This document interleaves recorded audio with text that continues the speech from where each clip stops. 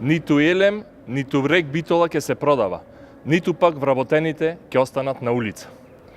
Во изминатите денови, во екот на предизборната кампања, ДПМН во паника и немоќ од нов катастрофален пораз во Битола, се обидуваат преку лаги и дезинформации да ги плашат битолчани со така наречен пеколен план. Цитирам, дека РЕК е капарен за продавање, дека РЕК Битола е договорен за продавање. Вистината е поинаква, една и единствена.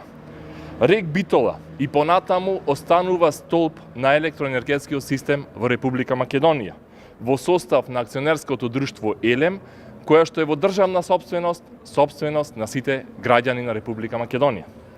Но исто така, РЕК Битола ќе биде и двигател на економијата во Битола и во регионот, што не беше случај во изминатите 11 години. На парламентарните избори во декември минатата година ветивме низа мерки за подобрување на состојбите во комбинатот. Ветеното и го стваруваме.